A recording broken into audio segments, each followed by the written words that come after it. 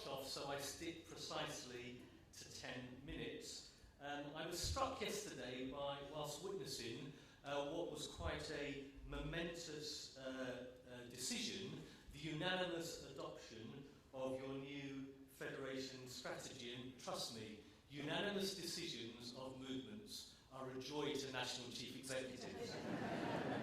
And I was struck by the similarities between our respective national councils, but also some of the differences. At the end of the day on a Friday night at an English national YMCA event, the presenters will say, keep the noise down, don't party too hard.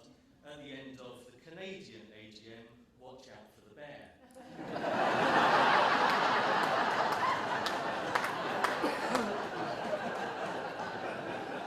But there are some similarities.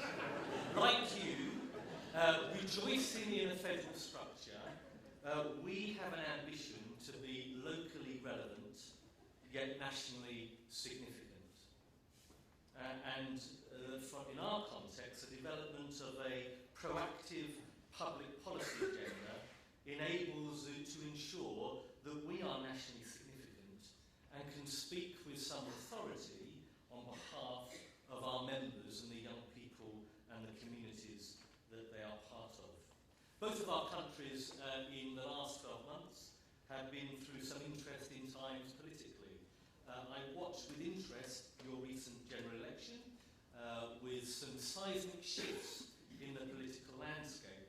And just over 12 months ago now, we had a general election in the United Kingdom, and the first time since the Second World War, a coalition government, Conservative-led, with the Liberal Democrats as a junior partners, some would say the very junior partners, and now having to take responsibility for implementing some of the decisions that they said in their manifesto that they thought they'd never have any chance of putting into practice.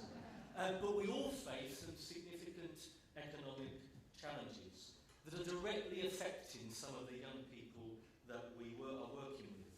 In England, in the United Kingdom, there are now just under 1 million young people who are unemployed, not in education, employment or training. And they are being referred to, frighteningly, as the lost generation. If we as a YMCA say that we have a responsibility to speak out for them, surely we have to make sure that we speak with authority and clarity to government and decision makers about the impact that policies are having on that group of young people. It's really important from our perspective to ensure that we engage positively and proactively with politicians and key decision makers and make sure that we have something positive to say. So the workshop this afternoon, if I can entice you, if I can encourage you to be one of those 25, I'll be very disappointed if there's only 12. I will take you on a journey that the English YMCA movement has been on in the past 10 years in developing an agreed public policy agenda. I'll explain a bit about how we've engaged constructively with politicians from all political parties and how we've ensured that the voice of young people are heard, the voices of young people are heard by politicians and decision makers. Not from us, but from young people themselves. How we developed a YMCA manifesto for the recent general election in England, and how we followed through on the priorities we identified within the manifesto to enable us, at times, to be controversial.